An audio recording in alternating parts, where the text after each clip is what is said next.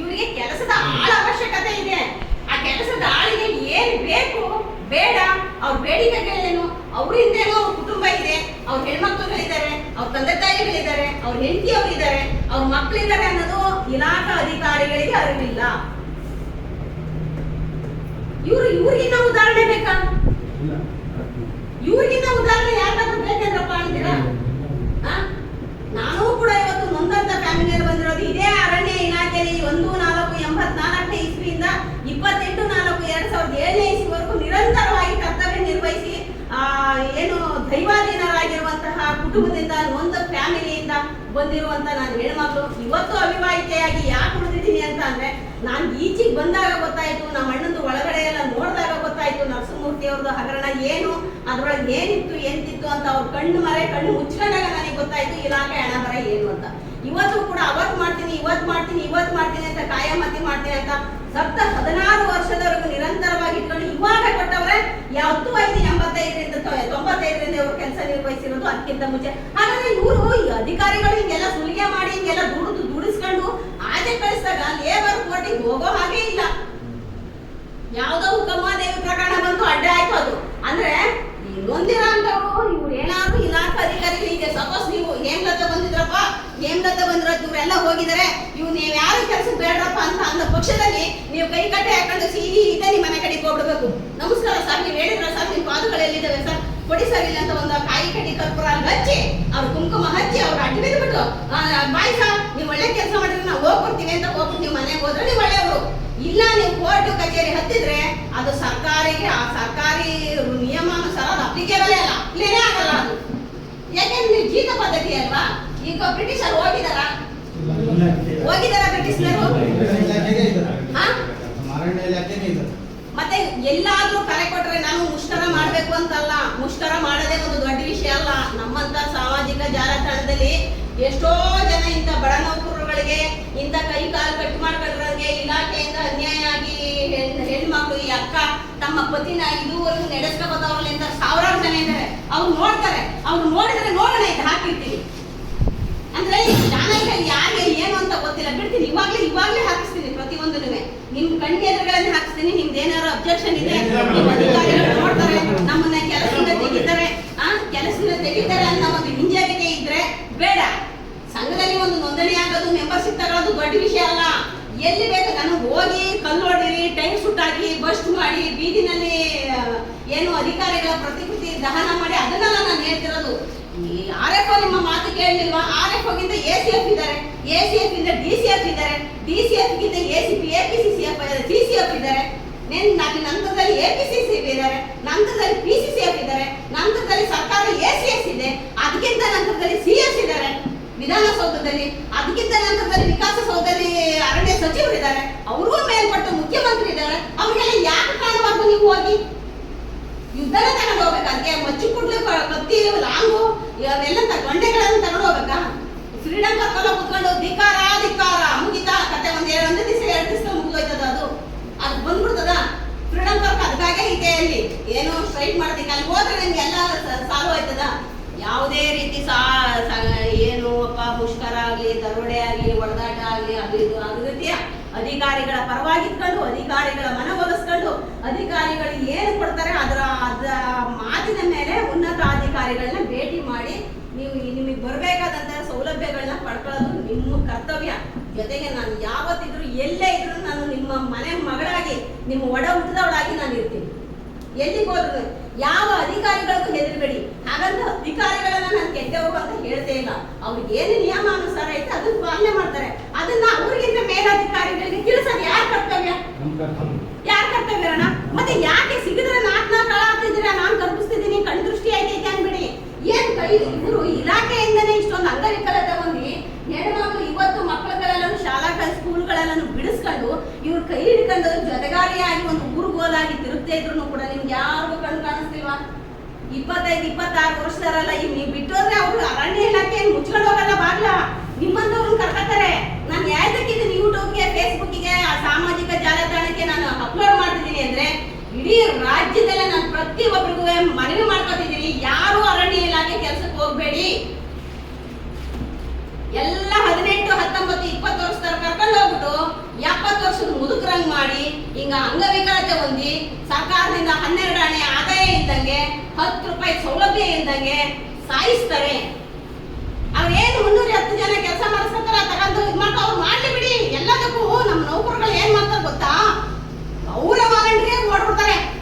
ನಮ್ಗೇನೋ ಅವ್ರು ಬರ್ದ್ಬಿಟ್ಟು ಹೋಗ್ಬಿಡ್ತಾರೆ. ಅಧಿಕಾರಿ ಏನು 50 ವರ್ಷ ಇರೋಲ್ಲ ಒಂದು ಆಫೀಸಲ್ಲಿ, ಮ್ಯಾಕ್ಸಿಮಮ್ ಅಂದ್ರೆ 2 ರಿಂದ 3 ಅಥವಾ ಇನ್ನೂ 5 ವರ್ಷ ಇರ್ಬೋದು, 6 ವರ್ಷ ಇರ್ತಾರ. ಇನ್ನೊಂದು ಕಚೇರಿಗೆ ಹೋಗ್ತಾರೆ. ಆ ಕತ್ತು ಮಾತ್ರ ಚೆನ್ನಾಗಿ ಅಲ್ಲಾಡಿಸ್ತಿದ್ಯಾ, ನೀನ್ ಕರೆಕ್ಟಾಗಿ ಕೇಳ್ಬೇಕಪ್ಪ. ಸ್ವಾಮಿ ನನ್ನನ್ನೇ ಇಂಥ ರೇಂಜರ್ಗಳು ಕರ್ಕೊಂಡ್ಬಂದು ನನಗೆ ಸೇರಿಸಿದ್ರು, ಯಾವುದೇ ಆದೇಶ ಇಲ್ಲ, ನಾನು ಅವ್ರು ಹೇಳ್ದಂತ ಮುಟ್ಟಾಳ್ತನದಿಂದ ಬಂದು ಸೇರ್ಕೊಂಡಿದ್ದೀನಿ. ಅಟ್ಲೀಸ್ಟ್ ಇವತ್ತಾದ್ರೂ ನಮ್ಗೆ ಏನೈತೆ ದರ್ಪಟ್ಟಿ ಐತೆ ಸಂಬಳ ಆ ಥರದ ನಿಗದಿತ ಸಮಯಕ್ಕೆ ಕೊಡಿ. ನಿಮ್ಗೆ ಅಪ್ಪ ಅಮ್ಮ ಇದಾರ, ಮದುವೆ ಆಗಿದೆಯಾ? ಏನ್ ನಿಂದು ಮದುವೆ ಆಗಿದೆಯಾ? ಎಷ್ಟು ಮಕ್ಳಿದಾವೆ? 26 ವರ್ಷಕ್ಕೆ ಮದುವೆ ಆದ. ಈ ಸಂಬಳಕ್ಕೆ ಈ ಸಂಬಳ ನೋಡಿ ಹೆಣ್ಣು ಕೊಟ್ರ ನಿನಗೆ? ಹೌದು, ಅರಣ್ಯ ಇಲಾಖೆಗೆ ಹೋಗ್ತಾವನೆ ಹುಡುಗ ಅಂತ, ಅದಕ್ಕೆ ನಿನಗೆ ಹೆಣ್ಣು ಕೊಟ್ಟಿರೋದು. ಮತ್ತೆ ಹೆಂಗ್ ಕೊಟ್ರು? ಮತ್ತೆ ಏನ್ ದುಡಿದಿದ್ಯಾ ಅಂತ ಕೊಟ್ರ ಮರಯ್ಯ? ನಾನು ಹೇಳ್ತಿದ್ದೀನಿ, ನಾನು ನೋಡು, ಒಂದು ಕೋಪದ ಹಿಂದೆ ಒಂದು ಕಾಳಜಿ ಐತೆ ನನಗೆ. ನನ್ನ ಕೋಪ, ನನ್ನ ರೋಷ, ನನ್ನ ನೋವು, ನನ್ನ ಸಂಕಟದಿಂದ ಇಡೀ ರಾಜ್ಯವ್ಯಾಪಿ ಇರುವಂತ ನನ್ನ ಅಣ್ಣತಮ್ಮಂದಿರಿದ್ದಾರೆ. ಒಬ್ಬ ಅಣ್ಣನ ಕಳ್ಕೊಂಡು ಅವ್ರದ್ದೆಲ್ಲ ಜಾತಿಗೆ ನಾನು ತೆಗೆದು ನೋಡಿದಾಗ ಇಡೀ 1000 ಜನ ಅಣ್ಣ ತಮ್ಮಂದಿರು ಸಿಕ್ಕಿದ್ರು. ರಾಜ್ಯವ್ಯಾಪಿ ನನ್ನ ಅಣ್ಣ ತಮ್ಮಂದಿರು ಸಿಕ್ಕಿದ್ರು. ನನ್ನ ಜೀವನದಲ್ಲಿ ಎಲ್ಲ ಆಸೆ ಆಕಾಂಕ್ಷೆಗಳನ್ನ ತೊರೆದು ನಿಮಗೋಸ್ಕರನೇ ಮುಡುಪಾಗಿ ನಾನು ಇಷ್ಟು ಹೋರಾಟ ಮಾಡ್ತಾ ಇದ್ದೀನಿ. ಹಾಗಂತ ಹೋರಾಟ ಅಂದ್ರೆ ಬಂದು ಕೂಗೋದು ಕಿರ್ಚೋದು ಅದಲ್ಲ. ಹೋರಾಟ ಅಂತಂದ್ರೆ ಅಧಿಕಾರಿಗಳ ಹತ್ರ ಮಾತಾಡೋದು ಒಂದು ಹೋರಾಟನೇ, ನಿಮ್ಮೆಲ್ಲರನ್ನು ಸಂಘಟಿತರಾಗಿ ಮಾಡೋದು ಒಂದು ಹೋರಾಟನೇ, ನಿಮ್ಮೆಲ್ಲರಿಗೂ ಮನವೊಲಿಸೋದು ಒಂದು ಹೋರಾಟನೇ. ನಿಮ್ಮ ಮೈಂಡ್ ಅಲ್ಲಿ ಇರೋದು ಪ್ರತಿಯೊಬ್ಬರಿಗೂ ಒಂದು ಏನೇನೋ ಬುದ್ಧಿ ಇಲ್ದೇ ಇರೋದೇ ಸಗಣಿ ತುಂಬ್ಕೊಂಡಿದ್ರಲ್ಲ, ಆ ಸಗಣಿಯನ್ನ ತೆಗೆದುಬಿಟ್ಟು ಮಾಡೋದು ಒಂದು ಹೋರಾಟನೇ. ಯಾಕಣ್ಣ, ಯಾಕೆ ಇವತ್ತು ನನ್ನನ್ನ ಕರೆಸಿರೋದು? ನಾನು ಇವತ್ತು ಬರಂಗೇ ಇಲ್ಲ. ಹೆಂಗೆ ಎದ್ದಂಗೆ ಓಡ್ ಬಂದಿದ್ದೀವಿ, ಬರಂಗೇ ಇಲ್ಲ ಇವತ್ತು. ಆದ್ರೂ ನಿಮ್ಮ ಮೆಸೇಜು ಪಾಪ ಎಷ್ಟು ಇವರು ಈ ಅಣ್ಣ ಎಷ್ಟು ಸಾರಿ ಮೆಸೇಜ್ ಹಾಕ್ತಾವ್ರೆ ಅಂದ್ರೆ, ನಾನು ರಾತ್ರಿ 12 ಗಂಟೆಲಿ ಊಟ ಮಾಡಿದ್ದು ಅಲ್ಲಿವರೆಗೂ ನಿರಂತರವಾಗಿ ಮೆಸೇಜ್ ಹಾಕ್ತಾವ್ರೆ. ಏನ್ ಮಾಡೋದು ಮೇಡಮ್ ದಯವಿಟ್ಟು ನೀವು ಬನ್ನಿ, ದಯವಿಟ್ಟು ನೀವು ಬನ್ನಿ, ದಯವಿಟ್ಟು ನೀವು ಬನ್ನಿ. ಕಂಪ್ನಿಗಳೇನು ಆಳ್ತಿದ್ದೋಗ್ರಪ್ಪ, ರಾಜ್ಯದಲ್ಲಿ ನಿಮ್ಗೆ ಬೇಕಾದಷ್ಟು ಕೆಲಸ ಐತೆ. ಯಾವ ಕಂಪ್ನಿನೂ ಯಾವ ತರ ಕೆಡಿಸ್ಕೊಂತಾರೆ, ಎಲ್ಲಿಂದ ಎಲ್ಲಿ ಲೇಟ್ ಹಾಕಿದ್ರು ಅಷ್ಟೇ. 1 ವರ್ಷದ ಸ್ಯಾಲರಿ ಯಾರ್ಯಾರಿಗೆ? ನನಗೂ ಈಗ 3 ಜನ ತೆಗೆದ್ರು ಅವರು ಪ್ರಾವಿಷನ್ ಇಲ್ಲ ಅಂತ, ಅವರೇ ಬಿಟ್ಟರು 3 ಜನ. ಅವಾಗಿಂದ ಇದುವರೆಗೂ ನಮ್ಗೆ 1 ವರ್ಷದ ಸ್ಯಾಲರಿ ಬಂದೇ ಇಲ್ಲ. 20 ರಿಂದ 21 ತನಕ ಈ ಕೆಲಸ ಮಾಡೋ ದಾಖಲೆ ಇದೆಯಾ? ದಾಖಲೆ ಅವಾಗ ಹೇಳೋದು ಏಜೆನ್ಸಿ ಮುಖಾಂತರ ಬೇರೆಯವ್ರಿಗೆ ಹಾಕಿದ್ರೆ ದಾಖಲೆ ಇದೆ. ಈಗ ಏನ್ ಅಂತ ಗೊತ್ತೇನಪ್ಪ, ಇವರು ಒಂಥರ ಬಾಯ್ಪಾಠ ಮಾಡ್ಕೊಂತಾರೆ ಅರಣ್ಯ ಅಧಿಕಾರಿಗಳು. ಅವ್ರು ಓದಿರೋದೆಲ್ಲ ಒಂದೇ ಸ್ಕೂಲಲ್ಲಿ. ಕೆಲವು ಅರಣ್ಯ ಅಧಿಕಾರಿಗಳನ್ನು ಹೊರತುಪಡಿಸಿ, ಹಾಗಂತ ನಾನು ಎಲ್ಲ 100 ಜನನೇ ಹೇಳ್ದೇ ಇಲ್ಲ, ಕೆಲವ್ರನ್ನ ಮಾನವೀಯತೆ ಇರೋನ್ನ ಮನುಷ್ಯತ್ವ ಇರುವಂತ ಅಧಿಕಾರಿಗಳನ್ನ ಹೊರತುಪಡಿಸಿ ಇನ್ನು ಮಿಕ್ಕಿದವ್ರು ಎಲ್ಲರೂ ಒಂದೇ ಕ್ಲಾಸಲ್ಲಿ ಓದ್ತಾ ಕೂತವ್ರೆ, ಒಂದೇ ಬೆಂಚಲ್ಲಿ ಕೂತವ್ರೆ. ಅವರು ಆಚೆ ಈಚೆ ಹೋಗಿಲ್ಲ. ಹಾಗಾಗಿ ಎಲ್ಲರೂ ಇದೆ ತರ. ಇವ್ರು ಯಾರು? ರಮೇಶ್ ಯಾರು? ಕೆ ರಮೇಶ್ ಬಿನ್ ಕಿಟ್ಟಪ್ಪ, ಎ ಸಿದ್ದೇಶ್ ಬಿನ್ ಆನಂದಪ್ಪ, ಮಣಿಕಂಠ ಬಿನ್ ಲೋಕಣ್ಣ, ಅಜಯ್ ಬಿನ್ ಚಂದ್ರಪ್ಪ. ಕೆಲಸ ಮಾಡೋದಕ್ಕೆ ದಾಖಲೆಗಳಿದೆಯಾ? ಯಾರು ಏನು ಹೇಳುವಿಲ್ಲ. ಯಾರು ಸ್ಪಂದಿಸೋದಿಲ್ಲ? ನಿಮ್ದೇನ ಮರೆಯ, ನಮ್ದೇನೆ ಸ್ಪಂದಿಸೋದಿಲ್ಲ. ವಾಪಸ್ ಆಗ್ತಾರೆ, ಹೋದಾಗ 4 ಮಾತಾಡ್ತಾರೆ, ಬಂದ್ರೆ ಕಿರಿಚ್ತಾರೆ, ಗಲಾಟೆ ಮಾಡ್ತಾರೆ. ಆಮೇಲೆ ಇನ್ನೊಂದು ಹೇಳ್ತಾರೆ, ಅದಕ್ಕೆ ನಿಧಾನ ಮಾತಾಡಿ. ಅವ್ರು ಯಾಕೆಂದ್ರೆ ಅವ್ರು ನನ್ಗೆ ಅನ್ನ ಊಟ, ನಮ್ಗೆ ಎಷ್ಟು ಸಂಕಟ ಇದೆ, ಎಷ್ಟು ನೋವಿದೆ, ನನ್ನ ನೌಕರಗಳ ಕಷ್ಟ ಎಷ್ಟೈತೆ. ಈ ಅಣ್ಣನಂತ ಅಂಗವಿಕಲತೆ ಹೊಂದಿರೋರು ಎಷ್ಟು ಜನ ಇದ್ದಾರೆ ಅಂತ ನನಗೆ ಗೊತ್ತದು. ಪ್ರತಿ ಒಂದು ಕಚೇರಿಗೂ ತಿರುಗ್ತಿದ್ದೀನಿ, ಪ್ರತಿ ಒಂದು ಜಿಲ್ಲೆಗೂ ತಿರುಗ್ತಿದ್ದೀನಿ, ಪ್ರತಿ ಒಂದು ತಾಲೂಕು ಮಟ್ಟದಲ್ಲೂ ನಾನು ವಿಸಿಟ್ ಕೊಡ್ತಾ ಇದ್ದೀನಿ, ಒಂದೊಂದು ರೇಂಜ್ ಕೊಡ್ತಾ ಇದ್ದೀನಿ. ನನಗೆ ಗೊತ್ತು ಈ ನೋವು ಏನು ಅಂತ. ನಾನು ಯಾಕೆ ಕೇಳ್ತಿದ್ದೀನಿ ಅಂದ್ರೆ, ವಿಶಾಲವಾಗಿ ಐತ್ರಪ್ಪ, ಬ್ರಿಟಿಷರು ಹೋಗಿಲ್ಲ, ಅರಣ್ಯ ಇಲಾಖೆಯಲ್ಲೇ ಕೂತಿದ್ದಾರೆ, ಕೆಂಪು ಮೂತಿಗಳು ಎಲ್ಲಿಗೂ ಹೋಗಿಲ್ಲ, ಇವ್ರು ಇದ್ದಾರೆ. ಎಲ್ರಿಗೂ ನಾನು 10 ಬಾರಿ ನಾನು ಇದನ್ನೇ ಹೇಳ್ತಾ ಇದ್ದೀನಿ. ಈಗ ಈ ಹುಡುಗಂಗೆ ಏನ್ ಕೊರತೆ ಆಗಿತ್ತಪ್ಪ? ಏನು ಕೊರತೆ ಆಗಿಲ್ಲ. ಯಾಕೆ ಮತ್ತೆ ಇಷ್ಟು ಗಂಟೆ ಕೆಲಸ ಕೊಟ್ಟಿಲ್ಲ? ಯಾಕೆ ಇಷ್ಟು ಗಂಟೆ ಇವ್ರಿಗೆ ಕೊಟ್ಟಿಲ್ಲ? ಯಾಕೆ ಸಂಬಳ ಕೊಟ್ಟಿಲ್ಲ? ದುಡಿಸ್ಕೊಂಡ್ರೆ ಚೆನ್ನಾಗಿ ಕೆಲಸ ಹೇಳ್ತಾ ಇದ್ರ? ಯಾಕೆ ಹೇಳ್ದವ್ರು ಅದನ್ನ?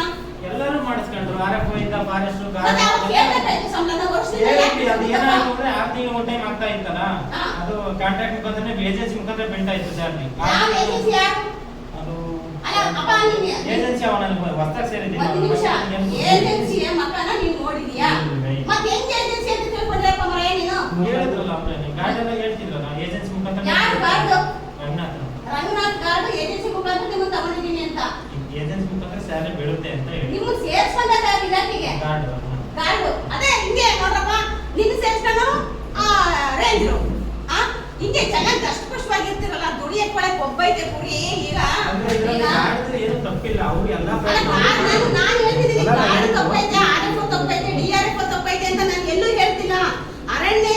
ವ್ಯವಸ್ಥೆ ವಿರುದ್ಧ ಸಿಡಿದೇಳಿ.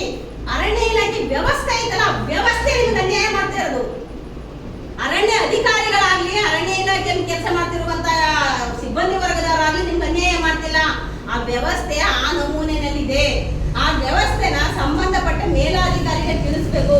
ಒಂದು ಅಜಯ್ ಹೋದ್ರಾಗಲ್ಲ, ಎಲ್ಲಾ ಅಜಯ್ಗಳು ಹೋಗ್ಬೇಕು. ಈಗ ಇವ್ರೊಬ್ಬರಿಗೆ ಏನ್ ಅನ್ಯಾಯ ಆಗಿಲ್ಲ, ಇವ್ರು ನಾಲ್ಕು ಜನಕ್ಕಾಗಿದೆ. ಇವ್ರಿಗೆ ಒಂದೊಂದು ವರ್ಷ ಅಂದ್ರೆ 1,80,000 ರೂಪಾಯಿ ಒಬ್ಬರಿಗೆ ಸ್ಯಾಲರಿ. ಎಲ್ಲೋಯ್ತು ಮತ್ತೆ ಅದು ಬರ್ಲಿಲ್ವ ಅನುದಾನ? ಕೇಳಿದ್ರೆ ರೈತರು ಇಲ್ಲ, ಅದು ಪ್ರಾವಿಷನ್ ಕ್ಲೋಸ್ ಆಗಿದೆ, ಒಂದು ವರ್ಷ ಡ್ಯೂಟಿ ಮಾಡಿದ್ಮೇಲೆ ಅಂತಂದ್ರು. ಮತ್ತೆ ವರ್ಷದಂತ ಯಾಕೆ ಮಾಡಿಸ್ಕೊಂಡಂತ ಪ್ರಾವಿಷನ್? ಅದೇ ಕೇಳಿದ್ವಿ ನಾವು, ಏನು ಮಾಡಿಸ್ಕೊಂಡ್ರಿ, ನಮಗೂ ಗೊತ್ತಿರಲಿಲ್ಲ ಅದು ಕ್ಲೋಸ್ ಆಗಿದೆ ಅಂತ. ಇವಾಗ ಗೊತ್ತಾಯ್ತು, ಒಂದು ವರ್ಷ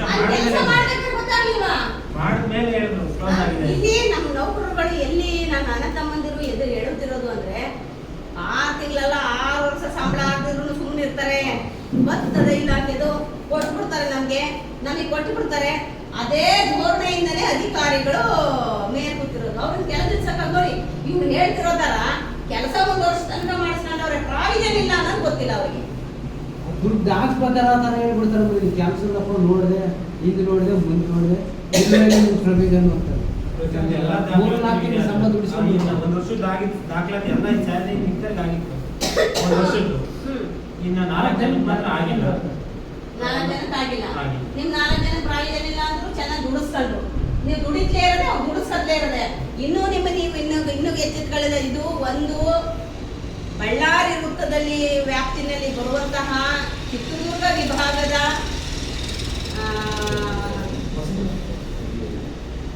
ಬಳ್ಳಾರಿ ವೃತ್ತದ ವ್ಯಾಪ್ತಿಯಲ್ಲಿ ಬರುವಂತಹ ಚಿತ್ರದುರ್ಗ ವಿಭಾಗದ ವ್ಯಾಪ್ತಿಯಲ್ಲಿ ಬರುವಂತಹ ವಲಯ ಕಚೇರಿಯಾದಂತಹ ಪ್ರಾದೇಶಿಕ ಅರಣ್ಯ ವಲಯ ಹೊಸದುರ್ಗಕ್ಕೆ ಮಾತ್ರ ಇದು ಸಂಬಂಧಪಟ್ಟಂತೆ ನಾನು ಸ್ಟೇಟ್ಮೆಂಟ್ ಕೊಡ್ತಾ ಇಲ್ಲ. 13 ಸರ್ಕಲ್ಗೂ ನಾನು ಸ್ಟೇಟ್ಮೆಂಟ್ ಕೊಡ್ತಿದ್ದೀನಿ. 13 ಸರ್ಕಲ್ ವ್ಯಾಪ್ತಿನಲ್ಲಿ ಬರುವಂತಹ ವಲಯ ಕಚೇರಿಗಳಲ್ಲಿ ಅತ್ಯಂತ ಗ್ರೌಂಡ್ ಲೆವೆಲ್ ಅಲ್ಲಿ ದುಡಿದು ನೆಡತೋಪುಗಳನ್ನ, ಕಾಡುಗಳನ್ನ ರಕ್ಷಣೆ ಮಾಡ್ತಿರುವಂತಹ ಅಮಾಯಕ ನೌಕರರುಗಳು ಇಂಥ ಕಾಲು ಕೈ ಕಳ್ಕೊಂಡು ಅಂಗವಿಕಲತೆ ಹೊಂದಿರುವ ನತದೃಷ್ಟರ ಬಗ್ಗೆ ನಾನು ಮಾತಾಡ್ತಾ ಇದ್ದೀನಿ. ನಿಮ್ದೊಂದು ಮಾತ್ರ ನಾನು ಮಾತಾಡ್ತಾ ಇಲ್ಲ. ಈ ನೋವನ್ನ ಕೇಳೋರು ಯಾರು, ಹೇಳೋರು ಯಾರು? ಆದ್ರೂ ಇವ್ರು ಈ ಕಾಲ ಆದ್ರೂ ಕೂಡ ಎಲ್ಲೂ ಹೋಗಿ ಭಿಕ್ಷೆ ಬೇಡದ ರೀತಿಯ ಒಂದೇ ಒಂದು ತಿಂಗಳು ಮನೇಲಿ ಇದ್ಕೊಂಡು ಮತ್ತೆ ನಂತರದಲ್ಲಿ ಬಂದು ಸೇರ್ಕೊಂಡವ್ರೆ ಅಂದ್ರೆ ಅವ್ರಿಗೆ ಒಂದು ಮಾನವೀಯತೆ ಇದೆ, ಆದ್ರೂ ಹೆಂಗೋ ಮಾಡ್ಕೊಂಡು ಇರ್ಲಿ ಅಂತ. ಆದ್ರೆ ಅವ್ರಿಗೆ ಬರ್ಬೇಕಾದಂತ ಇಲಾಖೆಯಿಂದ ಸವಲತ್ತು ಕೊಡಿಸ್ಬೇಕು ಅಂದ್ರೆ ಇವ್ರ ತರ ಹೇಳ್ತಾರೆ ಪ್ರಾವಿಷನ್ ಇಲ್ಲ. ಮತ್ತೆ ಪ್ರಾವಿಷನ್ ಇಲ್ಲದ ಮೇಲೆ ಯಾಕೆ ನಿಮ್ಗೆ ದುಡಿಸ್ಕೊತಾವ್ರೆ? ನಿಮ್ಗೆ ಈಗ ಚೆನ್ನಾಗಿದ್ದಾಗೆ ಹೇಳ್ಬಿಡ್ಬೋದಲ್ಲ, ನಿಮ್ಗೆ ಯಾರು ಪ್ರಾವಿಷನ್ ಇಲ್ಲ ಕಣ್ರಪ್ಪ. KPSC ಸೆಲೆಕ್ಷನ್ ಆಗಿ ಬಂದಿರೋರಿಗೆ, ಅಧಿಕಾರಿಗಳಿಂದ ನೇರ ನೇಮಕಾತಿಯಾಗಿ ಬಂದಿರೋರಿಗೆ, ಈಗ ಏನು 310 ಜನ ವಾಚರ್ ಕೋರ್ಸ್ ತಗೊಂಡು ಆಯ್ಕೆ ಪ್ರಾಧಿಕಾರ ಮುಖ್ಯ ಅರಣ್ಯ ಸಂರಕ್ಷಣಾಧಿಕಾರಿಗಳ ವ್ಯಾಪ್ತಿನಲ್ಲಿ ನಡೀತದಲ್ಲ, ಅಂತವ್ರಿಗೆ ಕೆಲಸ ಇದೆ ಮಾರಾಯರ. ನೀವು ಯಾವುದೇ ದೂರದ ಆಸೆಗಳನ್ನ ಇಟ್ಕೊಂಡು ಆಮಿಷಗಳಿಗೆ ಬಲಿಯಾಗಿ ನೀವು ಅರಣ್ಯ ಇಲಾಖೆಯಲ್ಲಿ ದುಡಿಬೇಡಿ. ಇನ್ನು ಸಾಕಷ್ಟು ಕರ್ನಾಟಕ ರಾಜ್ಯದಲ್ಲಿ ಅರಣ್ಯ ಇಲಾಖೆಗಳಿದ್ದಾವೆ. ನಿಮಗೆ ಆಸಕ್ತಿ ಇದ್ದು ಅಲ್ಲೇನಾದ್ರು ನಿಮ್ಮ ವಿದ್ಯಾರ್ಹತೆಗೆ, ನಿಮ್ಮ ಅನುಕೂಲಕ್ಕೆ, ನಿಮ್ಮ ಕೆಲಸಕ್ಕೆ ಅವಶ್ಯಕತೆ ಹೊಂದಿರುವಂತ ಉದ್ಯೋಗಗಳಿದ್ರೆ ನೀವು ಹುಡುಕೊಳ್ಳಿ. ಇಲ್ಲ ಕಂಪನಿಗಳು ಬೇಜಾನಿದಾವೆ, ಇಲ್ಲ ಉಳ್ಳವರ ಜಮೀನುಗಳು ಬೇಜಾನಿದೆ, ಕೆಲಸ ಇದೆ, ಎಲ್ಲವಾಗಿ ದುಡಿಬೋದಪ್ಪ. ಇವತ್ತು ಕೂಲಿ ಮಾಡಕ್ಕೆ ಯಾರು ಹೋಗೋಂಗೇ ಇಲ್ಲ. ಸ್ಟೈಲ್ ಕಾಕಿ ಬಟ್ಟೆ ಇಟ್ಕೊಂಡು ನಾನು ಅರಣ್ಯ ಇಲಾಖೆ ನೌಕರ ಅಂತ ನಿಮ್ಮ ಹೆಂಡತಿ ಮಕ್ಕಳಿಗೆ ಹೇಳ್ಬರಲ್ಲ ನೀವು. ನಿಮ್ಮ ಮಕ್ಕಳ ಸ್ಕೂಲಲ್ಲಿ ಏನಂತ ಗೊತ್ತಾ, ನಮ್ಮಪ್ಪ ಫಾರೆಸ್ಟ್ ಇಲಾಖೆ ನೌಕರ ಅಂತಾರಲ್ಲ, ಫಾರೆಸ್ಟ್ ಅಲ್ಲಿ 20 ವರ್ಷ ಸಂಬಳ ಇದ್ರೆ ಪರವಾಗಿಲ್ಲ. ನಿಮ್ಮ ಮಕ್ಳಿಗೆ ಹೇಳ್ತಾರ ಇಲ್ಲ, ನಮ್ಮಪ್ಪ ಕಾಕಿ ಬಟ್ಟೆ ಹಾಕೊಂಡು ಹೋಗ್ತಾರೆ, ನಮ್ಮಪ್ಪ ಅರಣ್ಯ ಇಲಾಖೆ ನೌಕರ ಅಂತ ಆಸೆಯಿಂದ ಕಾಯ್ತಾ ಇರ್ತಾರ ಮಕ್ಕಳು. ಬಟ್ಟೆ ನಾವೇ ಹೊಲಿಸ್ಕೊಂಡು ಹೋಗ್ಬೇಕಂದ್ರೆ ಮೇಡಮ್ ಅವರೇ, ಬಟ್ಟೆ ನಾವೇ ಹೊಲಿಸ್ಕೊಂಡು ಹೋಗ್ಬೇಕು, ಅದನ್ನು ಕೂಡ ಅದು ನೀವೇ ಹೇಳ್ತಿದ್ರಲ್ಲ. ನಿಮ್ಗೆ ಒಂದು ಸಮಸ್ಯೆ ಅಲ್ಲ ಇದು 13 ಸರ್ಕಲ್ ಇರುವಂತ ಸಮಸ್ಯೆ. ಒಂದು ನಿಮ್ ಇಲಾಖಾ ನೌಕರರು ಅಂತ ಗುರುತಿಸ್ಕೊಳ್ಳಕ್ಕೆ ಒಂದು ಗುರುತಿನ ಚೀಟಿ ಇಲ್ಲ, ಅಲ್ಲ ಮತ್ತೆ ಸಮವಸ್ತ್ರಗಳಿಲ್ಲ. ನೀವು ದೊಡ್ಡ ಮನುಷ್ಯರಂಗೆ ಹೋಗ್ತೀರಾ, ಏನಾದ್ರೂ ಆಡು ಕುರಿಗಳು ಬಂದ್ರೆ, ದನಗಾಯಿಗಳು ಬಂದ್ರೆ ದೊಣ್ಣೆ ಇಟ್ಕೊಂಡು ನಮ್ಮಪ್ಪಂದೇ ಇದು, ನಾನು ಸರ್ಕಾರ ನೇಮಕಾತಿ ಆದೇಶ ಬಂದಿದ್ದೀನಿ ಅಂತ ನೀವು ಹೋಗ್ತೀರಾ. ನಿಮ್ಮನ್ನ ಇಲಾಖೆಯಲ್ಲಿ ಏನಾದ್ರೂ ಈ ತರ ನಮೂನೆಯಲ್ಲಿ ಹೇಮಲತ ಜೊತೆ ಹೋದ್ರು, ರಾಜ್ಯ ಅಧ್ಯಕ್ಷರು ಬಂದಿದ್ರಂತೆ, ಅವ್ರ ಜೊತೆ ಇವ್ರು ಹೋಗಿ ಸಾಥ್ ಕೊಟ್ಟಿದ್ದಾರೆ. ನಮ್ದು ಅರಣ್ಯ ಇಲಾಖೆನೆಲ್ಲ ಜಾಲಾಡ್ತಿದ್ದಾರೆ, ಅಲ್ಲಿ ಹೋಗಿದ್ದಾರೆ, ಇಲ್ಲಿ ಬಂದು ನಿಮ್ಮನ್ನು ತೆಗೆದಾಕ್ತಾರೆ. ನೀವು ಅದೇ ನೀವೇನು ನಡೆದೋಗ ಕಾಯ್ತಿರ್ತೀರ, ಆಜು ಬಾಜು ಅಲ್ಲೇ ಕೂಲಿಗೆ ಹೋಗ್ಬೇಕು. ಯಾವನು ಸೇರ್ಸ್ಕೊಳ್ಳೋದಿಲ್ಲ. ಈ ನನ್ನ ಮಗ ದೊಡ್ಡ ಮನುಷ್ಯನಾಗ ಆಡ್ತಿದ್ದ, ಇಲಾಖೆ ನೌಕರನ, ಇಲಾಖೆ ಅಧಿಕಾರಿಯಾಗಿ ಆಡ್ತಿದ್ದ, ಈ ನನ್ನ ಮಗನ ಯಾರು ಸೇರ್ಸ್ಕೋಬೇಡಿ. ಕೊಡ್ತಾರ ಕೂಲಿನ ಯಾರಾದ್ರೂ? ಕೊಡ್ತಾರ ನಿಮಗೆ? ಮತ್ತೆ ಯಾಕೆ ನೀವು ಇಷ್ಟೊಂದು ಶ್ರಮಜೀವಿಗಳಾಗಿ ಬದುಕ್ತಾ ಇದ್ದೀರಾ? ಯಾಕೆ ಶ್ರಮ ವಹಿಸ್ತಾ ಇದ್ದೀರಾ ಇಲಾಖೆನಲ್ಲಿ? ನಾನು 10 ಬಾರಿ ಹೇಳ್ತೀನಿ, ಹಾಗಂತ ಕೆಲಸ ಬಿಡಿ ಅಂತ ನಾನು ಹೇಳ್ತಿಲ್ಲ. ನಿಮ್ಮ ಹಕ್ಕು ನೀವು ಉಳಿಸ್ಕೊಳ್ಳಿ. ಅಧಿಕಾರಿಗಳ ಹತ್ರ ಹೋಗಿ ಸಂಬಂಧಪಟ್ಟ ನೀವೆಲ್ಲ ವೋಟರ್ಗಳಲ್ಲ, ನಿಮ್ಮ ಭಾಗದಲ್ಲಿ ವೋಟ್ ಹಾಕಿಲ್ಲ, ಇಲ್ಲಿ ಶಾಸಕರು ಇಲ್ಲ ಇದಾರೆ ತಾನೆ? ಹೋಗಿ ಅವ್ರ ಹತ್ರ ಇಲಾಖೆ ಇರೋದನ್ನ ಹೇಳಿ. ಇಲಾಖೆಯಲ್ಲಿ ನಡೀತಿರುವಂತ ಅನ್ಯಾಯ, ಅಕ್ರಮ, ಭ್ರಷ್ಟಾಚಾರ ಮುಂದೆ ಇಡಿ. ಏನ್ ಕೊಲೆ ಮಾಡ್ತಾರ? ಯಾವಾಗಿದ್ರು ಸಾಯದೆ 100 ವರ್ಷ ಬದುಕಿ ಇಲಿ ಮರಿಯಂಗೆ ಬದುಕದಿದ್ದು 3 ವರ್ಷ ಬದುಕಿ ಉಳಿಯಂಗೆ. ಈಗ ಒಂದಣ್ಣ ಸಹಾಯ ಮಾಡ್ರೆ ಮತ್ತೊಬ್ಬನಿಗೆ ಅನುಕೂಲ ಆಗಲಿ. ಇವ್ರು ಸತ್ರು ಪರವಾಗಿಲ್ಲ, ಈಗ ನಾನ್ ಸತ್ರು ಪರವಾಗಿಲ್ಲ, ನನ್ನಿಂದ 4 ಜನಕ್ಕೆ ಅನುಕೂಲ ಆಗಬೇಕಷ್ಟೇ ನನ್ನ ಉದ್ದೇಶ ಇರೋದು. ನನ್ನ ಗುರಿ ನನ್ನ ಕಣ್ಣು ಮುಂದೆ ಇರೋದು ಅಷ್ಟೇ. ಕುದುರೆ ಲೆವೆಲ್ ಓಡಿ ಆ ಕಡೆ ಈ ಕಡೆ ಬೇಡ. ಕುದುರೆಗೆ ಮುಗುವಾಡ ಕಟ್ಟಿದ್ರೆ ಹೇಗೆ ಕುದುರೆ ಒಂದೇ ತರ ರೀಚ್ ಆಗುತ್ತೆ, ಆ ಲೆವೆಲ್ ರೀಚ್ ಆಗಿ. ಮತ್ತೆ ಯಾಕೆ ನಿಮ್ಮ ಹೆಂಡತಿರ ಮಕ್ಕಳಲ್ಲಿ ಒಂದು ಗಾರ್ಮೆಂಟ್ಸ್ ಹೋಗ್ತಾರೆ, ನಾನು ನೋಡಿದೀನಿ. ನಮ್ಮ ಯಜಮಾನ ಅರಣ್ಯ ಇಲಾಖೆ ಅಂತ ಯಾಕಂದ್ರೆ ಪುಸ್ ಪುಸ್ಸು ಗಾರ್ಮೆಂಟ್ಸ್ ತಂದಂತ ಸಂಬಳದಲ್ಲಿ ಕೂಲಿ ಹೊಟ್ಟೆ ಬರೀತಾ ಇರ್ತಾರೆ ಮನೆಯಲ್ಲಿ. ಮನೇಲಿ ಹೊಟ್ಟೆ ಬರೀತಿರ್ತಾರೆ. ನೀವುಗಳ ಅರಣ್ಯ ಇಲಾಖೆ ಎಲ್ಲ ಸಂಬಳ ಗೊತ್ತೈತೆ, ಗೊತ್ತಾಯ್ತಲ್ಲಿ ಲೈಟರ್ ಗೊತ್ತೈತೆ, ಕಾರ್ ಗೊತ್ತೈತೆ ಕಾರ್ ತಿಂಗಳಿಗೆ ಅಲ್ವಾ? ಮತ್ತೆ ಯಾಕೆ ದುಡಿಬೇಕು? ಯಾಕೆ ನೆಡ್ತೋಗ್ಕೊಂಡು ನೀವು ಯಾರು ಕೆಲಸ ಕಳ್ಸ್ಕೊಡ್ರಪ್ಪ? ನಾನು 1000 ಜನಕ್ಕೆ ನಾನು ಹೇಳಿದೀನಿ, ಯಾವ ಕೆಲಸಕ್ಕೆ ಸೇರಕ್ ಹೋದ್ರೆ. ಮತ್ತೆ ಇನ್ನೊಂದು, ಕೆಲವು ಕಡೆ BPL ಕಾರ್ಡೇ ಇಲ್ಲ. ಅರಣ್ಯ ಇಲಾಖೆ ಇದಕ್ಕೆ ಸೇರ್ಕೊಂಡು ನಮ್ಮ ಅದೂ ಇಲ್ಲ. BPL ಕಾರ್ಡ್ ಇಲ್ವಾ? ಬಿಟ್ಟು ಹೋಗ್ಬಿಟ್ಟೆ ನೀನ್ ಯಾಕೆ ಹೋಗಿದ್ದೆ ಅಂತಾರೆ. ಹೋದಾಗ ಮಾಡ್ತಾರೆ, ಹೇಳ್ರಿ ನಮ್ಮ ಸಾಹೇಬ್ ನಾನು ನೋಡಿಸ್ಬಿಡ್ತಾರೆ ಅಂದ್ರೆ ನಾವು ಅವನು ಮಾಡಿಸ್ಕೊಂಡು. BPL ಕಾರ್ಡ್ ಇಲ್ವಾ? ಯಾರಿಗೂ ಇಲ್ವಾ? ಯಾರಿಗೂ ಇಲ್ಲ. ಶಬಾಷ್. ಸಂಬಳವಿಲ್ಲ, BPL ಕಾರ್ಡ್ ಇಲ್ಲ, ನಿಮಗೆ ನೇಮಕಾತಿ ಆದೇಶನೂ ಇಲ್ಲ. ಈ ಸಂಬಂಧ ಲೋಕಾಯುಕ್ತ, ಹಾಸನ ಸರ್ಕಲ್, ತುಮಕೂರು ಡಿವಿಷನ್, ಕಿತ್ತೂರು ರೇಂಜ್ನಲ್ಲಿ ಕರ್ತವ್ಯ ನಿರ್ವಹಿಸುತ್ತಿರುವಂತಹ ಬೀರ್ಲಿಂಗಯ್ಯ LH ಅವರಿಗೆ ಇದೇ ತರ ಒಳಸ್ಕೊಂಡು ಅಂಗವಿಕಲತೆ ಹೊಂದಿದ್ದಾರೆ. ದೊಡ್ಡ ಗಣಂದರಿ ನಾನೇ, ನಂದೇ ಇದೆಲ್ಲ ಕೇಳು, ನಾನೇ ರೇಂಜರು, ನಾನೇ ಸುಪ್ರೀಂ ಅನ್ನೋರಿಗೆ ವಾರ್ತಾ ಕೊಟ್ಟು ಅಂಗವಿಕಲ ಹಾಕೋರೆ. ಇವತ್ತು ಅವ್ರು ಯಾವತ್ತು ನನ್ನನ್ನ ಇದೇ ತರ ದರ್ಪಟಿ ಅಂತ ಸಂಬಳ ಕೊಡಿ 8,000 8,500 ಅವ್ರಿಗೆ ಸಂಬಳ ಹಾಕ್ತಿದ್ರು. ಅದನ್ನ ಕೇಳೋದಕ್ಕೆ ಅಂತ ಹೇಳ್ಬಿಟ್ಟು 26/7/2021 ಇಸ್ವಿನಲ್ಲಿ ತಿಟ್ಟೂರಿಗೆ ವಿದ್ಯುತ್ ಕೊಟ್ಟಂತ ಸಂದರ್ಭದಲ್ಲಿ ಭೂಕಾಪಟ್ಟಣದಲ್ಲಿ ಇರುವಂತಹ ರಾಕೇಶ್ ಅನ್ನೋ ಒಂದು ವ್ಯಕ್ತಿ ಅವ್ರನ್ನ ಕೆಲಸದಿಂದಲೇ ತೆಗೆದ್ಬಿಟ್ರು. ಈ ತರ ಆಗಿರಲ್ಲ, ಕೆಲಸದಿಂದಲೇ ತೆಗೆದ್ಬಿಟ್ರು. ಅವರು ಇನ್ನೂವರೆಗೂ ವೈದ್ಯ ಕೆಲಸ ಕೊಟ್ಟಿಲ್ಲ. ಎಲ್ಲಾರು ನೆಡ್ತೋಪದಲ್ಲಿ ಹಾಜು ಬಾಜಿನಲ್ಲಿ ಹೋಗಿ ಕೂಲಿ ಮಾಡಕ್ಕೆ ಅಂತ ಹೋದ್ರೆ ಯಾರು ಸೇರಿಸ್ಕೊಳ್ಳೋದಿಲ್ಲ ರೈತರು.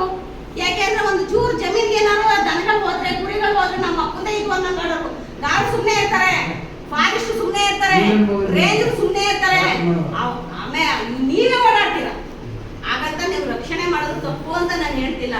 ಅಷ್ಟು ಜವಾಬ್ದಾರಿ ಹೊಂದ್ಕೊಂಡಿದ್ದವರು ಅದೇ ತರ ಜವಾಬ್ದಾರಿಯುತವಾಗಿ ಅಧಿಕಾರಿಗಳ ಹತ್ರ ಹೋಗಿ ಕೇಳಿ. ಅಧಿಕಾರಿಗಳ ಹತ್ರ ನಡ್ರಿ ಮಾತಾಡೋದು. ನಾನು ಬರ್ತೀನಿ ನಡ್ರಿ. ಯಾಕೆ ಹೇಳ್ತೀರಾ? ಕೆಲಸದಿಂದ ತೆಗಿತಾರ, ತೆಗಿಲಿ ಬಿಡಿ, ತೆಗಿಲಿ ಬಿಡ್ರಿ. ಇದುವರೆಗೂ ನೀವೇನ್ ಕೆಲಸ ಮಾಡಿದಿರಾ, ದರ್ಪಟಿಯಿಂದ ನಿಮ್ಗೆ ಎಲ್ಲಿವರೆಗೂ ಬ್ಯಾಲೆನ್ಸ್ ಇರ್ತದೆ, ವ್ಯತ್ಯಾಸದ ನಾನೇ ಇರ್ತದೆ, ಅದನ್ನ ಇಸ್ಕೊಳ್ಳಿ. ಯಾವ ನಮ್ಮನೆಗೆ ನಾವು ಕೆಲಸ ಮಾಡಿದ್ರೆ ಕೊಡಿ ಸ್ವಾಮಿ ನಮ್ಗೆ ದಾಖಲಾತಿಗಳ ಅಂತ ಅನ್ನಿ. ಈಗ ತೆಗಿತೀನಿ ಅಂತಂದ್ರೆ ನೀವು ಇಲಾಖೆ ನೌಕರರಾಗಿರೋದಕ್ಕೆ ನಿಮಗೆ ತೆಗಿತೀನಿ ಅಂತ ಅವ್ರು ಹೇಳೋದು. ಮತ್ತೆ ನಮ್ಗೆ ದಾಖಲೆಗಳು ಇಸ್ಕೊಬಿಡಿ. ಮತ್ತೆ ನಾವು ಇದುವರೆಗೂ ಕೆಲಸ ಮಾಡೋದಕ್ಕೆ ದಾಖಲೆ ಕೊಡಿ ಅಂತ ಇದನ್ನ ಎಲ್ಲ ಇಡೀ ರಾಜ್ಯನೇ ನೋಡ್ಬೇಕು. ಆ ತರ ಲೈವ್ ಪ್ರೋಗ್ರಾಮ್ ಮಾಡಿ ಇನ್ಯಾರು ಇಲಾಖೆ ಸೇರ್ಕೋಬಾರ್ದು. ಏನು ನಾನು ಇದು 10 ಬಾರಿ ಹೇಳ್ತಿದ್ದೀನಿ. ಯಾವುದೇ ಅರಣ್ಯ ಇಲಾಖೆಗಳಿಗೆ, ಇಲಾಖಾ ಅಧಿಕಾರಿಗಳಿಗೆ ಹರ್ಟ್ ಆಗುವಂತ ನಾನು ಮಾತನ್ನ ಮಾತಾಡ್ತಾ ಇಲ್ಲ. ನನ್ನ ನೌಕರರ ಬಗ್ಗೆ ಕಾಳಜಿಯಿಂದ, ನಾನು ಕೋಪದಿಂದ, ಉದ್ವೇಗದಿಂದ ನಾನು ಮಾತಾಡ್ತಿದ್ದೀನಿ ಹೊರತಾಗಿ ಆದ್ರೆ ಅಧಿಕಾರಿಗಳ ಹೀಯಾಳಿಸ್ಕೊಳ್ಳೋದಾಗ್ಲಿ ಆ ತರ ಮಾತಾಡ್ತಿಲ್ಲ.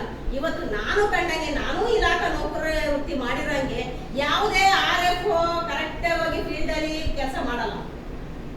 ಅವ್ರದ್ದು ಎಷ್ಟೈತೆ ಅಷ್ಟೇ ನೋಡ್ಕೊಂಡು ಮನೆಗೆ ಹೋಗ್ತಾರೆ. ಯಾವುದೇ DRFO ಪಕ್ಕ ಹೋಗಿ ಕೆಲಸ ಮಾಡಲ್ಲ. ಅವ್ರದ್ದು ಎಷ್ಟೈತೆ ಅಷ್ಟೇ. ಯಾವುದೇ ಅರಣ್ಯ ರಕ್ಷಕನು ಹೋಗಿ ಅದೇ ಅವ್ನು ಅದೇ ನಮೂನೆನೆ. ಆ ವಾಚರ್ದಂತೂ ಅಷ್ಟೇ. ಇಲ್ಲಿ ಕೆಲಸ ಮಾಡ್ತಾರೆ ಯಾರು ಅಂದ್ರೆ ಈ ನೆಡತೋಪು ವಾಚರ್ಗಳಾಗಿ PCP ನೌಕರರುಗಳು. ಏನ್ ಹೇಳ್ತೀರಾ? ಏನ್ ಹೇಳ್ತೀರಣ? ಇದೆಲ್ಲ ಇವ್ರಿಗೆ ಏನಾಗಿದೆ? ಇವರ ವಾಚರ್ ಪೋಸ್ಟ್ಗೆ ಎಕ್ಸ್ಪೀರಿಯನ್ಸ್ ಅಂತ ತಗೋಬೋದಲ್ಲ. 310 ಜನ ಎಲ್ಲೆಂದೆಲ್ಲ ಓದವ ಬರೆಯವ ಸಣ್ಣ ಪುಣ್ಯ ಎಲ್ಲ ಸಿಡರ್ಗಳು ತಗೊಂಡು ನಿಮ್ಗೆ ಅಲ್ಲಿ ಕೆಲಸ ದುಡಿಸ್ಕೊಂಡು ನಿಮಗೆ ಸಂಬಳನೂ ಇದ್ದಂಗೆ ಇವತ್ತು ಒಬ್ರು ಇನ್ನೊಂದು ಈ ಸಂದರ್ಭದಲ್ಲಿ ಒಂದು ಮಾತು ಹೇಳಕ್ ನಾನು ಇಷ್ಟಪಡ್ತೀನಿ.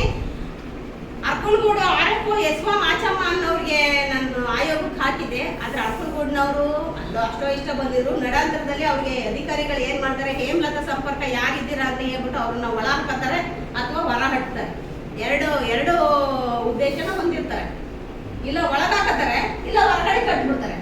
ಅದೇ ತರ ಒಬ್ಬ ಇದ್ದ, ಅವನಿಗೆ ಕೆಲಸನೂ ಕೊಡಿಸಿದ್ದಾಯ್ತು, ನೀನೇ ತಾಯಿ, ನೀನೇ ತಂದೆ, ನೀನೇ ಬಂಧು, ನೀನೇ ಬಳಗ, ಎಲ್ಲ ನೀನೇ ಅಂತಾನೆ. ಇವತ್ತು ನಾಟ್ ರೀಚಬಲ್ ಅಂತಾನೆ, ಸ್ವಿಚ್ ಆಫ್ ಮಾಡ್ಕೊತಾನೆ, ನನಗೆ ರಾಂಗ್ ನಂಬರ್ ಅಂತ ಹೆಂಡತಿ ಮಕ್ಕಳಿಗೆ ಹೇಳಿಸ್ತಾನೆ. ಚೆನ್ನಾಗಿರ್ಲಿ ಅವನು, ಅದಲ್ಲ. ಆ ಸಂಬಂಧ ನಾನು ಕೋರ್ಟಿಗೆ ಹಾಕಿ ಆಯೋಗ RTIನಲ್ಲಿ ಮಾಹಿತಿ ಹಕ್ಕು ಆಯೋಗ ಬೆಂಗಳೂರಿನಲ್ಲಿ ಫೈಟ್ ಮಾಡ್ಬೇಕಾರೆ ಸಾಹೇಬ್ರು, ಲೇಡಿ ಸಾಹೇಬ್ರು ಬರ್ಕೊಟ್ಟಿದ್ದಾರೆ. ಇವರು ತುಂಡು ಗುತ್ತಿಗೆದಾರ ನೌಕರರು, ನಮಗೂ ಇವ್ರಿಗೂ ಏನು ಸಂಬಂಧ ಇಲ್ಲ. ಇವ್ರು 2 ದಿವಸ 3 ದಿವಸ ಕೆಲಸ ಮಾಡ್ತಾರೆ. ಒಬ್ಬ ಸಂಬಳ ಇಸ್ಕೊಂಡು ಮನೆಗೆ ಹೋಗ್ಬಿಡ್ತಾನೆ, ಕೂಲಿ ಇಸ್ಕೊಂಡು. ಮತ್ತಿನ್ನೊಬ್ಬ 2 ದಿವಸಕ್ಕೆ 3 ದಿವಸಕ್ಕೆ ಇನ್ನೊಬ್ಬ ಬರ್ತಾನೆ. ಆ ನಮೂನೆ ನೌಕರರು ಯಾರು ಇದ್ದೀರಾ ಇಲಾಖೆಯಲ್ಲಿ? ಅಫಿಡಾವಿಟ್ ಮಾಡಿಸ್ಕೊಟ್ಟವ್ರೆ ಲಾಯರ್ ಮುಖಾಂತರ. ಎಲ್ಲಿ ಹೋರಾಟ ಮಾಡೋದು ನಾನು? ಯಾರ ಹತ್ರ ಹೋಗಿ ಹೋರಾಟ ಮಾಡೋದು? ಇವತ್ತು ನಿಮ್ ಇಷ್ಟು ಜನ ಮನವೊಲಿಸಿದೀನಿ ಅಂದ ತಕ್ಷಣ ಅಧಿಕಾರಿಗಳು ಒಳ್ಳೆ ಪ್ಲಾನ್ ಉಪಯೋಗಿಸ್ತಾರೆ. ಇಲ್ಲ ಅವ್ರು ನಾನೇ ನಿಮ್ಗೆ ಮಾಡ್ಕೊಡ್ತೀನಿ, ನನ್ನನ್ನು ನಂಬಿ ಅನ್ನೋ ಒಂದು ಭರವಸೆ ಮಾಡ್ಕೊಟ್ಬಿಟ್ಟು ನಿಮ್ಮನ್ನ ಮೈಂಡನ್ನ ಬದಲಾಯಿಸ್ತಾರೆ. ಇಲ್ಲ ಇಂಥವ್ನಿಂದ ಕರ್ಸಿದೆ, ಇಂಥವ್ನಿಂದ ತಂದು ಹೆಸರು ಅವನ್ನ ಹೊರಗಡೆಗೆ ಅಂತ ಹೆಸರಿಸ್ತಾರೆ. ಅಲ್ಲಿ ಮುಗಿದ ಯಾವ ನಮೂನೆಯಲ್ಲಿ ಹೋರಾಟ ಮಾಡ್ಬೋದು? ನಾವು ಹೆಂಗೆ ನ್ಯಾಯ ಕೊಡಿಸ್ಬೋದು ನಿಮಗೆ? ನಾನು ಇಲ್ಲಿ ಬಂದಿದ್ದೀನಲ್ಲ, ನಿಮ್ಗೆ ನ್ಯಾಯ ಕೊಡ್ಸಕ್ಕೆ ನನಗೆ ತಾಕತ್ತಿದೆಯಾ? ತಾಕತ್ತಿದೆ ಅನ್ನೋದಕ್ಕಿಂತ ನಿಮ್ಮ ಸಹಕಾರ ಇದೆಯಾ? ನಿಮ್ದು ಹಂಗಂದ್ರೆ ಹೊಸದುರ್ಗದವ್ರು ಒಬ್ಬರದೇ ಅಲ್ಲ, ಇಡೀ ರಾಜ್ಯದಲ್ಲಿ 31 ಜಿಲ್ಲೆನಲ್ಲಿ ಇರಬೇಕು, 13 ಸರ್ಕಲಲ್ಲೂ ಇರಬೇಕು. ಆಗ ಮಾತ್ರ ಇದು ನಾವು ಗುರಿ ತಲುಪಕ್ಕೆ ಸಾಧ್ಯ ಅಲ್ವಾ? ಅದಿಲ್ಲದಾಗ ನಾವು ಸುಮ್ಮನೆ ಕೆಲಸ ಮಾಡಕ್ಕಾಗುತ್ತಾ? ದಯಮಾಡಿ ಮತ್ತೊಮ್ಮೆ ಇನ್ನೊಮ್ಮೆ ಹೇಳ್ತಲೇ ಇರ್ತೀನಿ, ನೀವು ಎಚ್ಚೆತ್ತುಗಳವರೆಗೂ ನೀವು ಕೆಳಗಡೆ ಗ್ರೌಂಡ್ ಲೆವೆಲಲ್ಲೇ ಇರುತ್ತೆ. ಹಾಗಂತ ನಿಮ್ಮ ಏನಾದ್ರು ಮನಸ್ಸಲ್ಲಿದ್ರೆ ಇವ್ರು ಬಂದ್ಬಿಟ್ಟು ನಾವೀಗ RF ಆಗಕ್ಕೆ ಸಾಧ್ಯನಾ? ಮನಸ್ಸಲ್ಲಿ ಏನಾದ್ರು ಆ ಥರ ಭಾವನೆಗಳಿದ್ರೆ ನಾನು RFOನೇ ಆಗಿ ಅಂತಲ್ಲ, RFOನೇ ಎಲ್ಲ ಊಟ ಮಾಡೋದು, ಗಂಜಿ ಕುಡ್ದವನು ತಟ್ಟೆ ವಾಶ್ ಮಾಡಿ ತಟ್ಟೆ ಚೆಲ್ಬಿಟ್ಟು ವಾಶ್ ಮಾಡ್ಕೊಂಡು ತಗೊಬರ್ತಾನೆ, ಮೃಷ್ಟಾನ್ನ ಭೋಜನ ಉಂಡನು ತಟ್ಟೆನೇ ಕೂಡ ಚೆಲ್ಲೋದು, ಎರಡೂ ಒಂದೇ. ಅಲ್ಲಿ ಯಾವ ವ್ಯತ್ಯಾಸನೂ ಇಲ್ಲ. ಯೋಗಿ ತಂದಿದ್ದು ಯೋಗಿಗೆ, ಯೋಗಿ ಪಡೆದಿದ್ದು ಯೋಗಿಗೆ. ಆದ್ರೆ ನಿಮ್ಮ ಹಣೆ ಬರ ಅಂತೂ ಖಂಡಿತ ಅಲ್ಲ. ನೀವು ತಂದ್ಕೊಂಡಿರುವಂತ ಇದು ಇಷ್ಟು ದಿವಸದಿಂದ ಕೆಲಸ ತೆಗೆದ್ರು ಇಷ್ಟ ಇಂತ ಅಣ್ತಂದ್ರೆಲ್ಲ ಇನ್ನೂ ಬೀದಿ ಪಾಲ ಹಾಕೊಂಡು ಅವ್ರು ಕೂಡ 1,000 ರೂಪಾಯಿ ಕೊಡ್ತಾರೆ. ಇಷ್ಟೊಂದು ಮನವಿ ಪತ್ರಗಳೆಲ್ಲ ಕೊಟ್ಟವ್ರೆ. ಯಾರು ಎಲ್ಲೂ ಕೂಡ ನಾವ್ ಏನ್ ಮಾಡ್ತಾರೆ ಗೊತ್ತಾ? ಕೇಂದ್ರ ಕಚೇರಿಯಿಂದ ಕೊಟ್ಟಿರೋ ಪತ್ರಗಳು ಇಲ್ಲಿ ಕಳಿಸ್ತಾರೆ. ಇವರು ಇದ್ರೊಳಗೆ ಹಾಕೊಂಡು ಕುತ್ಕೊಳ್ತಾರೆ ಅಲ್ವಾ? ಇದ್ರೊಳಗೆ ಕೆಳಗಡೆ ಹಾಕೊಂಡು ಕುತ್ಕೊಳ್ತಾರೆ. ಕೇಂದ್ರ ಕಚೇರಿಯಿಂದ ಒಂದು ರೌಂಡ್ ಮಾಡೋಕು ಕೇಂದ್ರ ಕಚೇರಿಯಿಂದ ತರಿಸ್ತಾರೆ, ತಂದ್ಬಿಟ್ಟು ಇದು ಒಳಗಡೆ ಹಾಕೊಂಡು ಕುತ್ಕೊಳ್ತಾರೆ. ಅದ್ ಲೆಕ್ಕ ಇಲ್ಲ, ಕೇಳಕ್ ಹೋದ್ರೆ ಅದು ಸಿಗದೇ ಇಲ್ಲ. ಆಮೇಲೆ ಇನ್ನೊಂದು ಹೇಳ್ತಾರೆ, ಯಾವ್ದಾದ್ರು ಆಫೀಸ್ ಫೀಲ್ಡ್ ವರ್ಕರ್ ಅವರು, ಎಕ್ಸಿಕ್ಯೂಟಿವ್ ಸ್ಟಾಫ್ಗಳು ಅವ್ರು ಇರಲ್ಲ, ಅಲ್ಲೇ ಇರ್ತಾರೆ. ಫೀಲ್ಡ್ ಅವ್ರು ಫೀಲ್ಡ್ ಕೆಲಸ ಮಾಡೋದಿಲ್ಲ. ಅವರು ಅಧಿಕಾರಿಗಳು, ಅರಣ್ಯ ಇಲಾಖಾ ಅಧಿಕಾರಿಗಳು ಫೀಲ್ಡ್ ವರ್ಕ್ ಅಂತೆ, ಎಕ್ಸಿಕ್ಯೂಟಿವ್ ಸ್ಟಾಫ್ ಅಂತ ಹೇಳ್ತಾರೆ. ನಾವು ಓದಂತ ಸಂದರ್ಭದಲ್ಲಿ ಇರೋದಿಲ್ಲ. ಮತ್ತೆ ನಮಗೆ ಟೈಮಿಂಗ್ಸ್ ಕೊಟ್ಟು ಕರ್ಸ್ಕೊಂಡಿರ್ತಾರೆ. ಆ ಕರ್ಸ್ಕೊಂಡು 5 ನಿಮಿಷ ಲೇಟ್ ಆಗ್ಬಿಟ್ರೆ ಥಟ್ ಅಂತ ಆಗ್ಬಿಡ್ತಾರೆ. 5 ನಿಮಿಷ ಲೇಟ್ ಆಯ್ತಲ್ಲ, ವೆಹಿಕಲ್ ಏನು ಅವ್ರಿಗೆ ಓನ್ ವೆಹಿಕಲ್ ಇಟ್ಕೊಂಡಿದೀವಿ ನಾವು. ಸರ್ಕಾರಿ ವೆಹಿಕಲ್ಗಳಲ್ಲಿ ನಾವು ಬರಬೇಕು, ಒಂದು ಏರುಪೇರು ಆಗುತ್ತೆ. 5 ನಿಮಿಷ ಲೇಟ್ ಆಗ್ಬೋದು, 5 ನಿಮಿಷ ಬೇಗ ಆಗ್ಬೋದು. ಅದು ನಾವು ಪರಿಗಣನೆ ತಗೊಂಡು ನಿಮಗೆ ಕೊಟ್ಟಿದ್ದಂತ ಅವಧಿ ಸಮಯ ಮುಗಿದೋಯ್ತು, ನಾವು ನೆಡ್ತಪ್ಪು ವೀಕ್ಷಣೆ ಮಾಡಬೇಕು. ಏನ್ ನೆಡ್ತಪ್ಪು ವೀಕ್ಷಣೆ ಮಾಡ್ತಾರೋ ಮತ್ತೆ ನಿಮ್ಗಳೆಲ್ಲ ಯಾಕೆ ತಗೊಂಡವರು? 20-30 ವರ್ಷ ಈ ಬಡ ನೌಕರನ್ನ ಕಾಲ್ ಕಡಿಸ್ಕೊಂಡು ಇವತ್ತು ಹೊರಗುತ್ತಿಗೆಗೆ ಅಂತ ಕೊಡ್ತಾರೆ. ಹೊರಗುತ್ತಿಗೆ ಗುತ್ತಿಗೆದಾರರ ಮುಖನೂ ನೋಡಿಲ್ಲ. ಎಲ್ಲರೂ ಖುಷಿಯಾಗಿ ಬಕೆಟ್ ಇಟ್ಕೊಂಡು ಸ್ಪೂನ್ ಇಟ್ಕೊಂಡು ಅವ್ರು 8 ಸೀರೆ ಹಾಕೊಂಡಿರುವಂತ ನೌಕರರುಗಳಿದ್ದಾರೆ. ಇದೇ ನಮ್ಮ ಪಿಸಿಕ ವಾಚಕರು. ಅವ್ರ ಮನೆ ಕೆಲಸ ಮಾಡ್ಕೊಂಡಿರೋಂಥವ್ರು ಇದ್ದಾರೆ. ಅದಕ್ಕೂ ಕೂಡ ನಾನು RTIನಲ್ಲಿ ಕೇಳ್ತೀನಿ, ಯಾವ್ದಾದ್ರು ಆದೇಶ ಇದೆಯಾ ದುಡಿಸ್ಕೊಂಡಿದ್ರಲ್ಲ ಅಂತ. ಕೆಲವರು ಹೇಳ್ತಾರೆ ವಾಲಂಟ್ರಿಯಾಗಿ ನೀವುಗಳೇ ಮಾಡ್ಬಿಡ್ತೀರಂತ ಅವ್ರ ಮನೆ ಕೆಲಸ ಮಾಡಕ್ಕೆ. ಖುಷಿಯಿಂದ ಏನೋ ಒಂದು ಅಧಿಕಾರಿಗಳಂತೆ ಕೆಲಸ ಮಾಡಕ್ ಹೋಗ್ತಾರೆ. ಯಾಕೆ ನಿಮ್ಮ ಮನೆಗಳಿಲ್ವಾ? ನಿಮ್ಮ ಹೆಂಡತಿ ಮಕ್ಕಳು ಬಟ್ಟೆನ ಹೋಗಿರಿ, ಅಲ್ಲೇ ಹೋಗಿಬೇಕು. ಅಧಿಕಾರಿಗಳು ಅವ್ರು ದುಡ್ಡು ಐತೆ, ಒಕ್ಕತ್ತಾರೆ, ಒಗ್ಗಿಸ್ಕೊತಾರೆ. ನಿಮ್ಮ ಮನೆಯವ್ರ ಬಟ್ಟೆನ ಹೋಗಿರಿ, ನಿಮ್ಮ ಮಕ್ಕಳು ತೊಳೀರಿ. ಅವ್ರದ್ದೆಲ್ಲ ಯಾಕೆ ಹೋಗಿ ತೊಳಿತೀರಾ? ಯಾಕೆ? ಅದನ್ನೇ ಬಕೆಟ್ ಹಿಡಿಯೋದು ಅನ್ನೋದು. ಆ ತರ ಕೊಡೋದವನು ಯಾವನು ದೊಡ್ಡ ಆಫೀಸರ್ ಆಗಿ ಹೋಗಿಲ್ಲ. ಅವನು ಅವತ್ತಿನ ಆಮೇಲೆ ಒಂದ್ ಮನೆಗೆ ಒಬ್ಬಡ್ಬೇಕು ACF ಮನೆಗೆ, ಎಲ್ಲಾ ACFಗಳಿಗೆ, ಎಲ್ಲಾ RFOಗಳಿಗೆ, ಎಲ್ಲಾ DCFಗಳಿಗೆ ಹೇಳ್ತಿಲ್ಲ. ಅದರಲ್ಲೂ ಪ್ರಾಮಾಣಿಕವಾದಂತ ಅಧಿಕಾರಿಗಳನ್ನ ಹೊರತುಪಡಿಸಿ ಅವ್ರ ಮನೆ ಹೆಂಡತಿ ಮಕ್ಳು ಇರೋದಿಲ್ವಾ? ಅದೇ ನೆಡ್ಕೋಬೇಕು. ಈಗ ಕ್ಷೇಮಾಭಿವೃದ್ಧಿ ಅಧಿನಿಯಮದಲ್ಲಿ ಇರ್ತಲ್ಲ, ಅವ್ರು ಕರ್ಕೊಂಡು ಅಡ್ಗೆ ಮಾಡಿಸ್ಕೊಂಡು ಮುಂತಿರ್ತಾರೆ. ಅವ್ರ ಜಾಗ PCB ನೌಕರನ್ನ ಆಗಿರ್ತಾರೆ ಅಲ್ವಾ? ಮತ್ತೆ ಇನ್ನೊಂದು ಇಂಪಾರ್ಟೆಂಟ್ ಅಂತದ್ದು ಹೇಳ್ತೀನಿ, 13 ಸರ್ಕಲ್ ಅಲ್ಲಿ ನಡೀತಿರುವಂತದ್ದು, ಅದರಲ್ಲೂ ಹೊಳೆನರಸೀಪುರ ಪ್ರಾದೇಶಿಕ ಅರಣ್ಯ ವಲಯದಲ್ಲಿ ನಡೀತಿರುವಂತದ್ದು. ಶ್ರುತಿ ಅನ್ನೋ ಒಂದು ಹೆಣ್ಣುಮಗಳು ಅರಣ್ಯ ರಕ್ಷಕಿಯಾಗಿ ಕೆಲಸಕ್ಕೆ ಬಂದಿದ್ದಾಳೆ. ಇವತ್ತೂ ಕೂಡ ಅವರು ಅರಣ್ಯ ಇಲಾಖೆಯಲ್ಲಿ ಪ್ರಾದೇಶಿಕ ಅರಣ್ಯ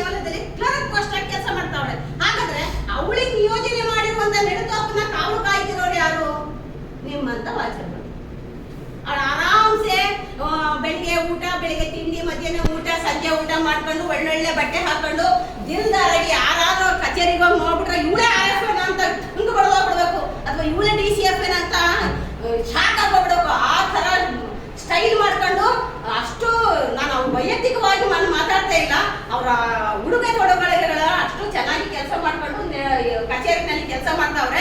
ಅವ್ರಿಗೆ ನಿಯೋಜನೆ ಮಾಡಿರುವಂತಹ ನೆಡುತೋಪುಗಳಲ್ಲಿ ನಿಮ್ಮಂತ ಕೆಕರಾಮಿಕಗಳು ಹೋಗ್ಬಿಟ್ಟು ದುಡಿತಾ ಇದ್ದೀರಾ. ಇದು ಒಂದು ಇಲಾಖೆ ಒಂದು ಅರಣ್ಯ ವಲಯದ ಸಮಸ್ಯೆ ಅಲ್ಲ, ಇಂಥವು ಹಲವಾರುಗಳಿದ್ದಾವೆ. ಯಾಕೆ ಮತ್ತೆ ಅರಣ್ಯ ರಕ್ಷಕ ಹುದ್ದೆ ತಗೋಬೇಕಿತ್ತ ಅವಳನ್ನ?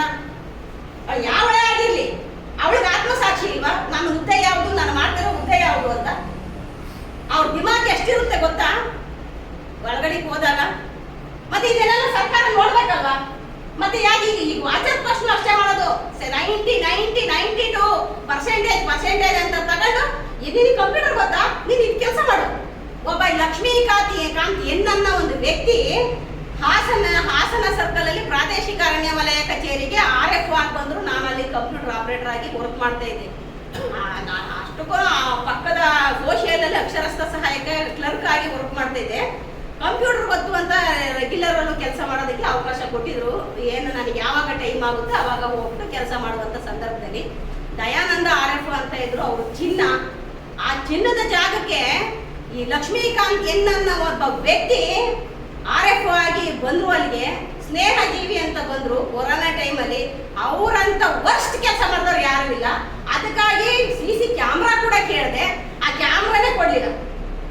ಕೇಂದ್ರ ಕಚೇರಿನಲ್ಲಿ ಸ್ನೇಹ ಜೀವಿ ಅಂತ ಬಂದಂತ ವ್ಯಕ್ತಿ ಅವ್ರ ಫ್ರೆಂಡ್ಸ್, ಅವ್ರ ಇಷ್ಟರು, ಅವ್ರು ಯಾರು ಬೇಕು ಅವರೆಲ್ಲರನ್ನೂ ಕೇಂದ್ರ ಕಚೇರಿನಲ್ಲಿ ಕೊಟ್ಟಿದ್ದಂತಹ ಕ್ವಾರ್ಟರ್ಸ್ ಕೂಡ್ಕೊಳ್ಳೋದು, ಅವ್ರು ಏನೇನ್ ಬೇಕು ಅದನ್ನು ಕೆಲಸ ಮಾಡೋದು. ಅವ್ರು ಹೇಳ್ತಾರೆ, ಇದೇ ಸುದ್ದಿಯನ್ನ ಒಂದು ಲೇಡಿ ಹೆಣ್ಣುಮಗಳನ್ನ ನಾನು ಹೇಳ್ತಿದ್ದೀನಲ್ಲ, ಅರಣ್ಯ ರಕ್ಷಕಿಯ ಹುದ್ದೆಯಲ್ಲಿ ನೇಮಕ ಆಗಿರುವಂತ ಹೆಣ್ಮಕ್ಳಿಗೆ ಹೇಳ್ತಾರೆ, ನೋಡಮ್ಮ ನೀನು ಹಿಂಗೆ ಮಾಡ್ಬಿಟ್ಟು ನೀನ್ ಕ್ಲರ್ಕ್ ಆಗ್ಬಿಡ್ತೀಯಾ, ನೀನ್ ನೆಡತೋಪಗೆಲ್ಲ ಹೋಗ್ಬೇಡ, ನೀನ್ ಕೆಲಸ ಮಾಡು. ಅವಳದೇನೋ BE ಆಗೈತೆ, ಗಿವಿಲ್ಲ ಸೆಕೆಂಡ್ PUC ಪಾಸ್ ಆಗವ್ರೆ, BE ಗೆ ಸೆಲೆಕ್ಟ್ ಆಗೈತೆ ಅಷ್ಟೇ. ಸೆಲೆಕ್ಟ್ ಆಗಿ ಹೋಗಿರೋದು ಅಷ್ಟೊತ್ತಿಗೆ ಗಾರ್ಡ್ ಪೋಸ್ಟ್ ಕಾಲಾಗೈತೆ. ಏನೋ ಪರ್ಸೆಂಟೇಜ್ ಐತೆ, ಫಿಸಿಕಲ್ ಅಲ್ಲಿ ಓಡವ್ರೆ, ಅದಕ್ಕೆ ಕೆಲಸ ಸಿಕ್ಕೈತೆ. ಅದು ಹೇಳ್ಕೊಳ್ಳೋದು BE ಕಂಪ್ಲೀಟ್ ಆದನು ಅದು ಹೇಳ್ಕೊಳ್ಳೋದಿಲ್ಲ. ನೀನ್ BE ನಾ ಬಾಬಾ, ಅದು ಕಂಪ್ಯೂಟರ್ ಸೈನ್ಸ್, ಕಂಪ್ಯೂಟರ್ ಮುಗ್ದೇ ಇಲ್ಲ. ಅದು ನಿನ್ ಕಂಪ್ಯೂಟರ್ ನೀನು ಆಫೀಸಲ್ಲಿ ಕೆಲಸ ಮಾಡ್ಕೊಂಡು ಎಸ್ಟಿಮೇಟ್ ಮಾಡ್ಕೊಂಡು FOC ಕೇಸ್ಗಳೆಲ್ಲ ನೋಡ್ಕೊಂಡು ನೀನು ಆಫೀಸಲ್ಲಿ ಇರ್ಬಿಡೋದು ಕೂರಿಸ್ತಾ. ಲಕ್ಷ್ಮೀಕಾಂತ್ ಎನ್ನಂತ ಅವರು ಈಗ ಮೈಸೂರಿನಲ್ಲಿ ACF ಆಗಿದ್ದಾರೆ. ಅವರಂತ ಪ್ರಾಮಾಣಿಕ ಆದಂತ ವ್ಯಕ್ತಿ ಈ ತರ ನೌಕರಗಳ ಪ್ರಾಮಾಣಿಕಲ್ಲ. ಈ ತರ ಒಬ್ಬ ಅರಣ್ಯ ರಕ್ಷಕಿನ RF ಆಗಿದ್ದಂತ ಸಂದರ್ಭದಲ್ಲಿ ನೀನು ನೆಡತೋಪು ಕಾವು ಕಾಯ್ಬೇಡ, ನೀನು ಒಳ ಕೂತ್ಕೊಂಡು ಕೆಲಸ ಮಾಡುವಂತ ಕಣ್ಣಾರ ನೋಡಿದೀನಿ. ಅವ್ರು ಇದನ್ನ ನೋಡಿ, ಈ ವಿಡಿಯೋ ನೋಡಿ ನಾನು ಬಂದು ಕೇಳಿ ನಾನು ಹೇಳ್ತೀನಿ. ಇಂಥ ದಿವಸದಲ್ಲೇ ಹೇಳ್ದಲ್ಲಪ್ಪ ನೀನು ಮಹಾಶಯ, ನೀನ್ ಇಂಥ ದಿವಸ ಹೇಳ್ದೆ ತಾನೆ.